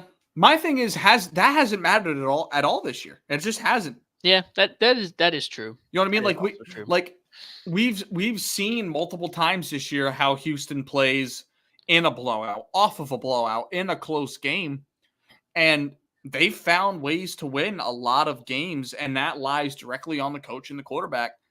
And yeah, they didn't end up with the greatest record, but they were also figuring out a lot of shit throughout the year because you don't know what you have when you bring a rookie head coach and a quarterback in. But at this point, I think they know who they are. I think they know how to win in multiple ways. And that includes running the ball. We've seen Devin Singletary this year have monster performances. Multiple games of up over 125 yards. Now, I don't know if he's doing that against the Ravens defense, but we'll have to see. They've won multiple ways. So I don't really bake the mismatch of coaching into it that much because everything I've seen this year, DeMeco Ryans has proven that he can do it in multiple ways. So, yeah, bro, we'll definitely have to see. Yep. But that'll definitely be a good one. Yeah. This Saturday night game, I think this is the least motion picture. You know what I mean? This is like the 4:00 p.m. movie. You feel me?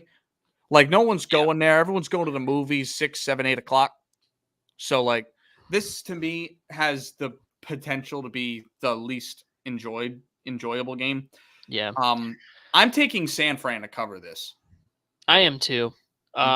Reason being is it always seems like historically the Packers absolutely put their meat down on the Dallas Cowboys just to go in to a buzzsaw in San Francisco and just get destroyed. Par for the course. I think the Linsanity run is over. It comes to an end here, unfortunately. Yep. But they'll be back next year. They will be. They have emerged as a team in the NFC that could do some things. Mm-hmm. If they can figure out who their certified one is, because they've got 5 wide receivers that have all the potential in the world. Yeah. I mean, you look Dontavion Nix, Wicks. You've got Christian Watson, Romeo Doubs, Tucker Kraft has had some big games. Jaden Reed. That's the 5. Like they all have potential to become 1,000-yard receivers, and they need to figure that out in this offseason, I think. Yep. But yeah, dude, I think it comes to an end here. I mean, I did speak about the Ravens with their rust and everything like that. San Francisco to me just doesn't seem like a team I have to worry about with that. You know what I mean? I don't know why that is. It's just a feeling. Yeah. Yeah, and I think they're gonna come out, look exactly like they have been all year, and they're just gonna absolutely lay the hammer down on the forehead of the Niners. Yeah. No, bro, I agree.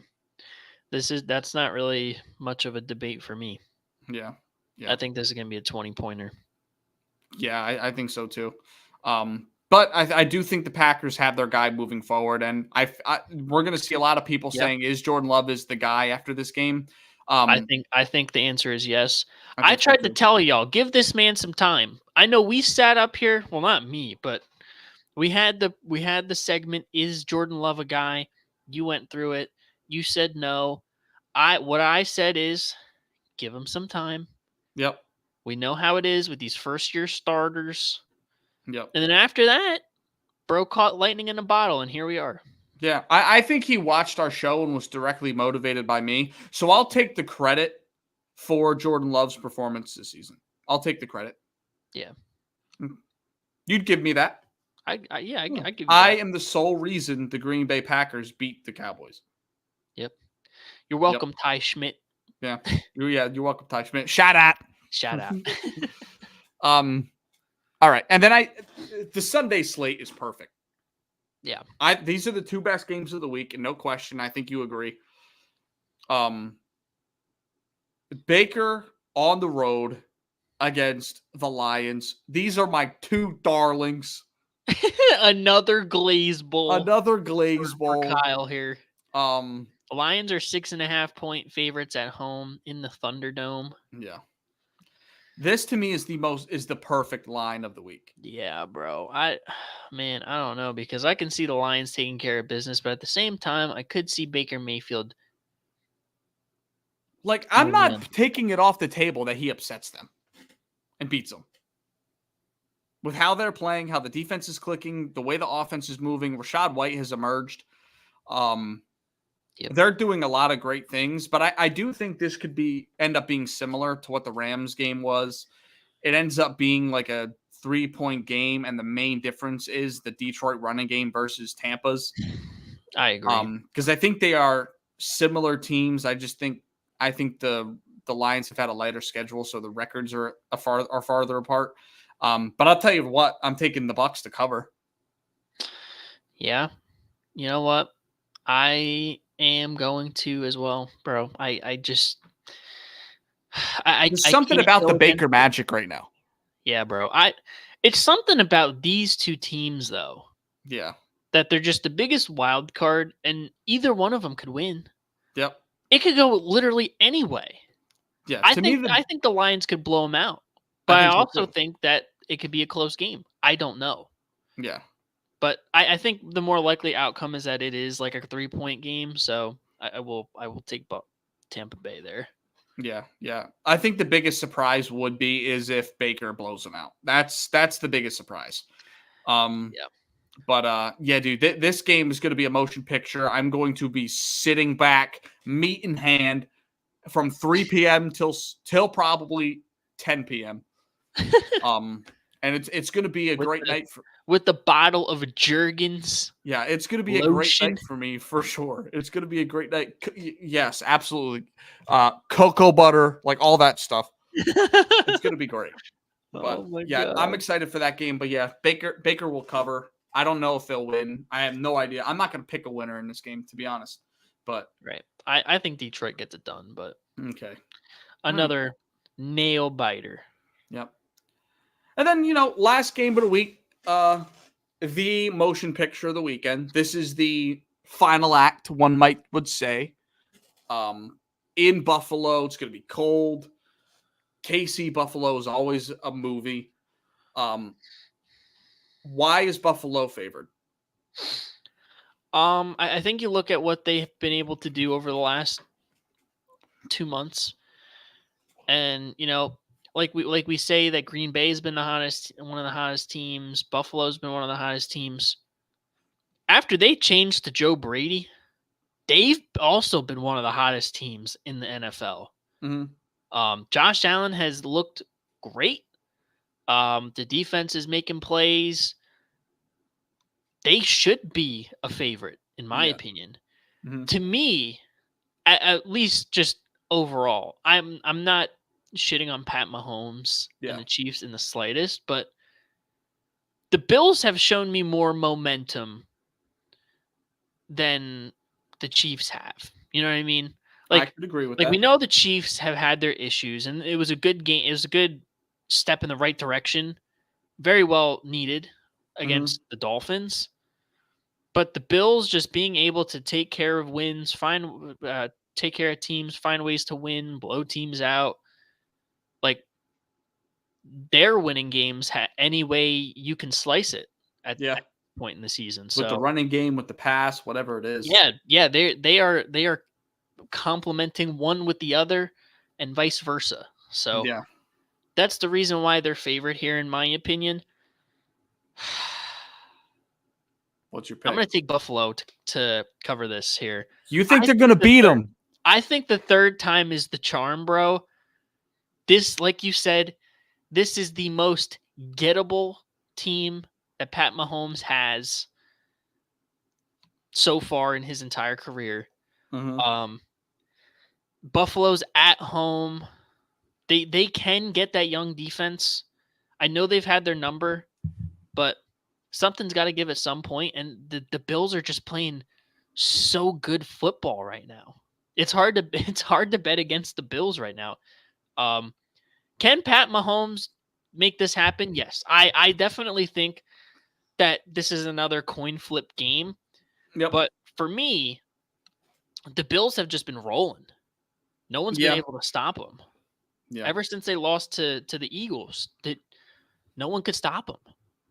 Mm-hmm. So at home, I think it continues. Yeah. And you think who's the pressure on in this scenario? I mean, maybe it's another Dakota Prescott thing because we looked at that game last week as, he's got the most pressure by far on him. Oh, yeah. Josh Allen's probably the one with the most pressure that's left, but who knows? Maybe that does it for the good for him. And they have to be in their house to finally get over the hump and get to the AFC Championship game. So I think that's what happens here, but I wouldn't be surprised at all if Pat Mahomes pulls it out. Yeah. I'm gonna introduce a couple things that I'm telling you right now. I'm taking the Chiefs to win. Don't even have to think about it. Reason being, there's a few things. One, when Josh Allen doesn't commit a turnover, he's 17-0 in his career. Every other game than that, he's a 500 quarterback. I think he's going to turn the ball over in this game because he has not had a stretch in his career where he did not turn over the ball in back-to-back games. That's not happened yet. And I think he's going to in this game. Another issue that they're having, despite how they've been rolling, Stephon Diggs is still not involved in the offense. He had 7 receptions last week, but only for 52 yards. And that's with losing Joey Porter early on in the game. For the Steelers, they need Diggs in this game. I'm sorry, Khalil Shakir is not beating Trent McDuffie and them boys. That defense, the way they're playing, he's not going to be the savior for them. And no one's been able to run on the ball that much against KC. They've been a certified top 3 defense this year. No one's really talking about it. And I think also KC over the last month has accepted who they are in that they're going to limit turnovers. They're going to rely on the defense. They're going to run the ball. And Mahomes is going to do Mahomes things when it matters. And to me, the other thing too is every time Buffalo has seen adversity this year, the sky has fallen. Have you heard a single thing coming out of Kansas City that leads you to believe that this is their worst year with Mahomes? And it absolutely is. I haven't heard a dime out of their locker room. Yeah. Nothing. They are a tight-knit group. I think if KC goes up 7-0, the game's over. I don't care if it ends up finishing off 34-31. KC is going to win a game.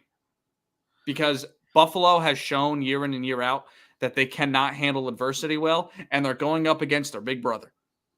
And I don't know if they're there yet. I don't. It's a coaching mismatch. We've seen it every year. Every time they've played, it's a coaching mismatch. Could it come down to whoever has the ball last? Sure.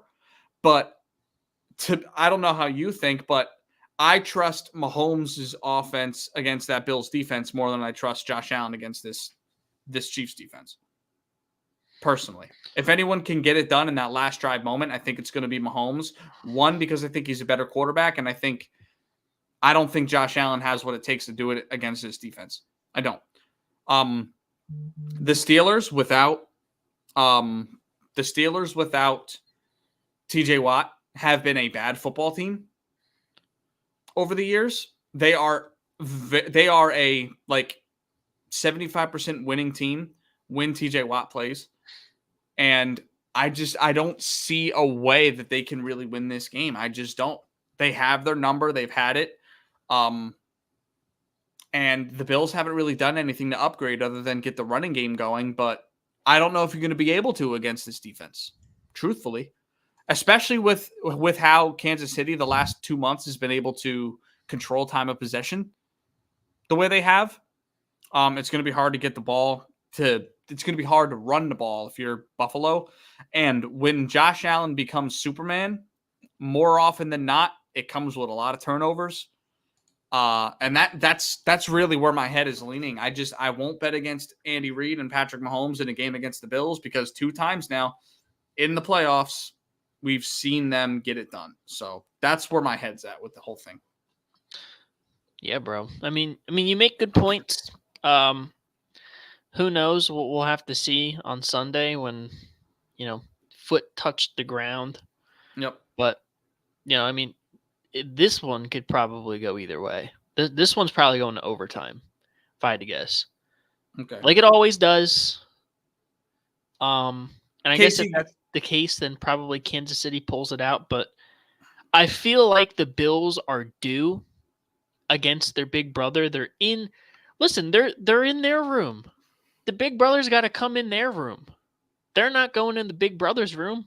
Yeah. So, I mean, Where he's comfortable. I get it. exactly. Yeah. I'm comfortable in my room. The big brother's got to come in here and start with me. Yeah. I don't got to go start with him in his room where he's got his girlfriend in there too. Yeah. I got my Power Rangers in here. I'm good, bro.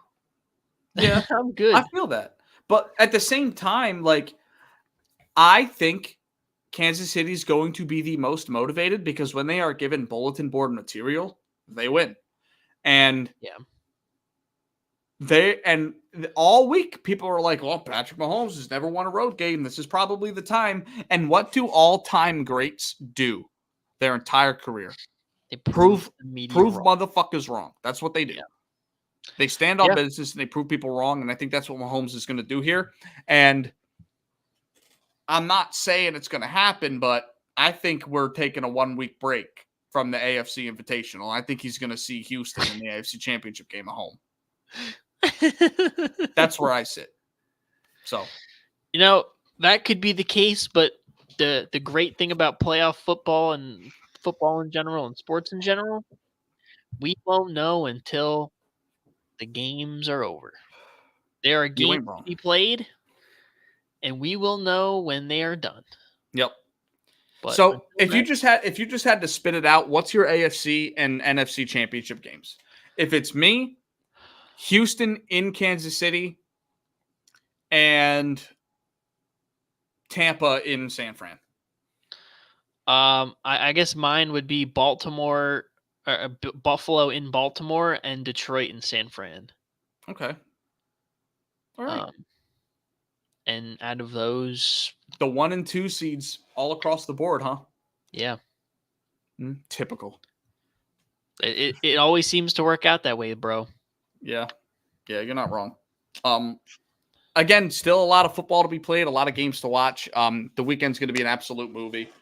I cannot wait because nothing's better than January and February football. Yeah, bro. I could not agree with you more. Yep. Speaking of playoff football, we haven't done one of these in a while. But we're going to do a little try to tell y'all. Okay? Hey, now. Yeah. Today we're going to hide this ad first off. I was going to say, who are these broads talking about 90s movies? Hide this ad. Oh, forget it. Okay, we can't.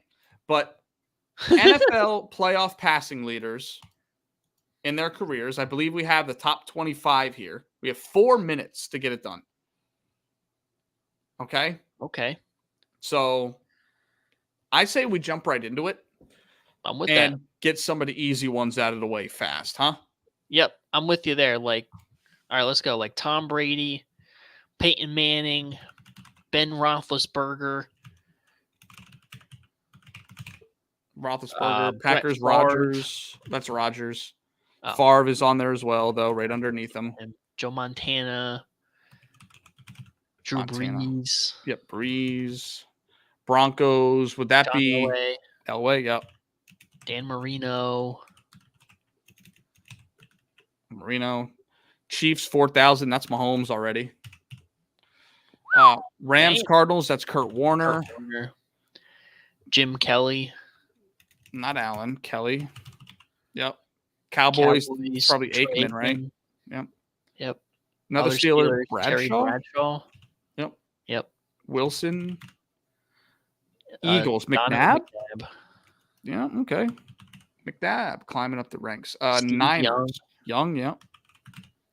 Ravens. Flacco. Yeah, Flacco a dog. Chargers, Colts. Rivers. Phillip Rivers. Yep. Oilers, Vikings, Culpepper? No. Warren Moon. Yep. Another Cowboy.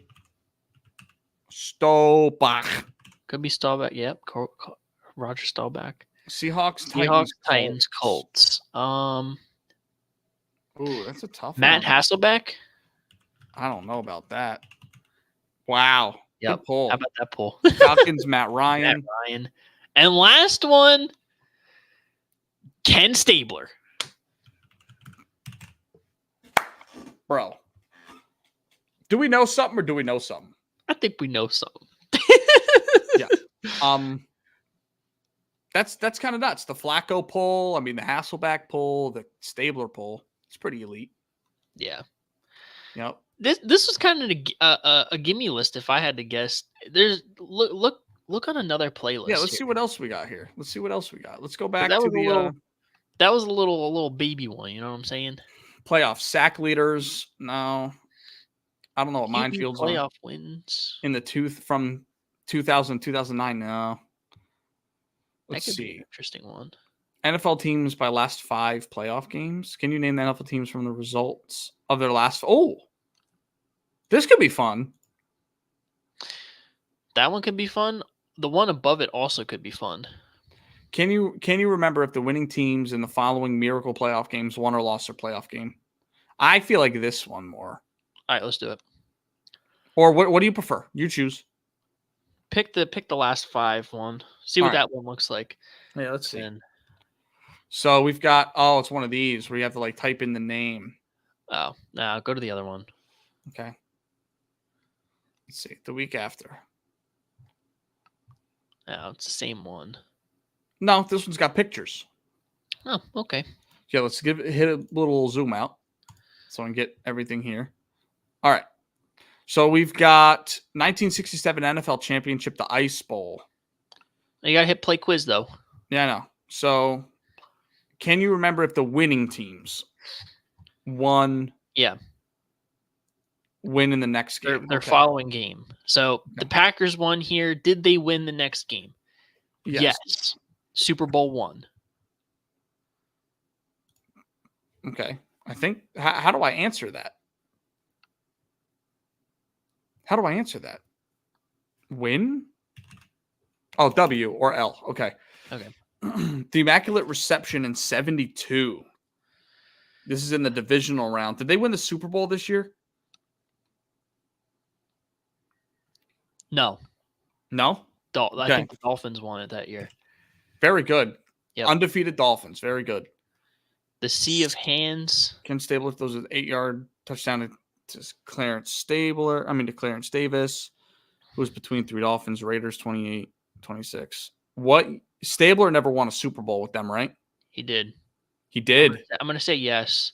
Yes? They Okay. beat the Vikings. I'm gonna say. Oh no, Wrong. they beat the Steelers. Oh, The Steelers. I was thinking that too. Yep. Okay. The Hail Mary from Staubach. They won a Super Bowl with him. They won 2 of them. Drew Pearson, Cowboys. This is divisional. I think they won it this year. Super Bowl 9. I think they did. Yep. Yep. And they won the championship against the Rams. Oh, against the Rams. Yep. Goes to the post. Double overtime. Raiders win. Did Stabler win 2? Or was this Plunkett at this time? That was Stabler still.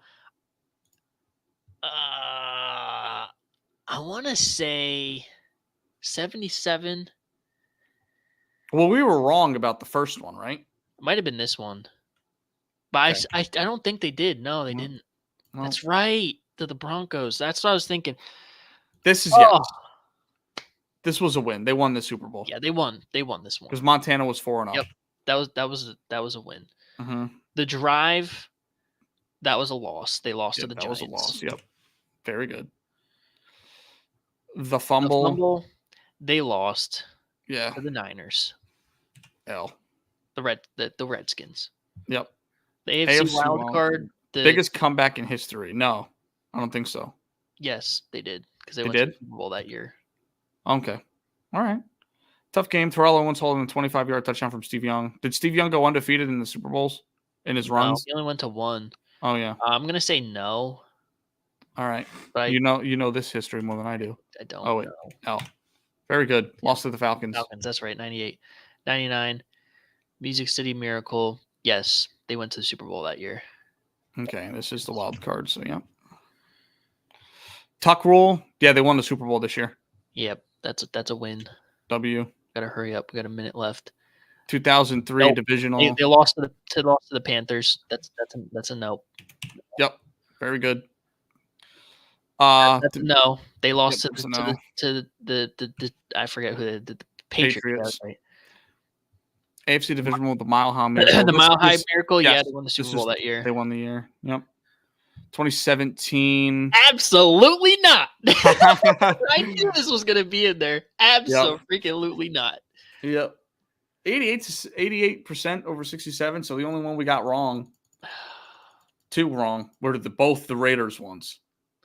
Yeah, I get them mixed up from those time periods because I know it's 1970 something. Yeah. So they won both. Or I mean, they lost both. They lost both. So Stabler must have won it a different year. He did. I think it was. I don't know exactly which one it was, but they played the Vikings in the Super Bowl and they blew them out. I thought it was the 74 one. But I completely forgot that Ghost to the Post was followed by an L. Yeah. I do remember that, but yeah, you were there. No, I listen. I'm an NFL historian, so I remember reading about it. Yeah. Yep. You know what I read once? There was a book. This is in 2011. Around that time, 11, 12. I was in school. A young Kyle. Yeah, with me. Yeah, I was in school. There was a Phillies encyclopedia from the dawn of the Phillies' existence to the 2008 run. It was like 1,100 pages, and I read the entire thing, and I can't remember a goddamn thing in that book. I don't know if you remember this. Maybe you don't, because we didn't start becoming friends till, and this is a little after hours talk. So, I don't know if you remember, but you know how we had 5th grade together. There was this NASCAR book from our library. It was one of those, I forget the name of it, but they had like an encyclopedia about literally everything, and this one was about NASCAR up until like the mid 2000s. And I had that shit checked out pretty much the entire year. That was like my book, bro. I don't know. You might not remember. I remember. You do remember? Mm-hmm. Yeah, bro. So I want everybody to know here that there was a time. I mean, I'd say for what, 2 years, you and I didn't really talk much after high school. Right? After high school? Yeah, after high school. We just didn't talk much. Yeah. No hate. It's all love, but it's just, life happens, bro. Life happens, you know what I'm saying? So, but I need you to confirm that I was the greatest friend of all time back in the day, because my ass sat at the peanut table. I sat at the peanut table, allergy table every day with my boy, with all the weird kids. And it was just me and you chopping it up. Yeah, bro. Listen, I concur. I was talking to the missus about that like a couple days ago, and she was grilling me about the peanut-free table. She's like, "Did you have like you could bring different friends, or was it just one friend?" I'm like, "I was allowed one friend." And guess who it was? It was you, my boy. Every single day. Yeah, bro. It was kind of weird because it was like the peanut-free kids on this side, and like it was probably like 3 or 4 of us. One of them was a girl we didn't even talk to. And then on the other side of us, on the other side of the opposite side of the table, was the special needs kids. So yeah, that was a pretty interesting dynamic, but we made it work. We was chopping it up with everybody. we made it work. One of our friends in our class was there too, so we had a good time. We made it through that playing adversity. Pokemon cards. Facts, bro. We made it through that adversity. Yeah, bro. Mm-hmm. You with your peanut allergy, and honestly, I was okay with it because I didn't really mess with nobody. I still don't mess with nobody. Yeah. So I was fine with it. You know what I'm saying? You're like, it's cool. It's cool. I'm a chill over here. We was by the window. We could look out in the parking lot. We Yeah. was chilling. Yeah, we seen the gym classes outside hooping. Hooping, bro. And we'd Hooping. sit there every day and say, hey, none of y'all motherfuckers can guard me. Facts. Cue the Bradley Beal clip. Hey, none of y'all can guard me. Cue the Big Dom highlights, bro. we treat him like Big Dom. Yeah. In the cut. Yeah. And my payment always for sitting at that table was those damn pickles out of your Subway sandwich. That's right. Yep. Hit like crack every day. Straight up. Yeah, bro. Those sandwiches got old after a while because that's literally all my mom was packing me every single day. Yo, like what? We just run into the Subway down the street every day, like every single day, bro. And then in high school it was a bagel and Dannon Oikos Greek yogurt. I remember the fucking bagel now, bro. Oh my god, I used to be so jealous because I'm such a bagel enthusiast, bro. I swear to God. Oh my god. I keep up. Like my mom would get like 24 frozen in the freezer and have them all pre-made and stuff, bro. I couldn't eat bagels for like the longest time because it got old. I'll tell you. I just didn't eat lunch, bro. Facts. Nothing was better than the days where you were not hungry. And I got to have that Subway sandwich because my dad was packing me the saddest PB&J every day. I threw that shit. You're lucky Pops ain't watching right now. Hey, Pops, if you watch this back, y'all could have done better with the banquet meals and the peanut butter and jelly. It's all love. You did the best you could. Yeah. Hey, Lunchables exist, bro. Yeah, lunch. Hey, I don't know if they was hopping back in the day like they are now.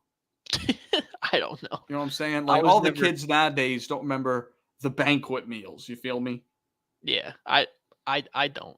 Yeah. You were privileged. I was respectfully. As a peanut-free kid, I was privileged. Oh my god, dude. We were such bozos in elementary school. Yeah, bro. Yo, oh my god. Mm-hmm. We could have a whole show on like just the crazy shit that went on. Like the crackhead activity. Facts, bro. When we were back in school. We was on a mission back then. Facts. Yep. I was always out there trying to find me a woman. Just like today. Yeah. I was scouting, bro. Yeah, bro. It ain't shit changed but the weather.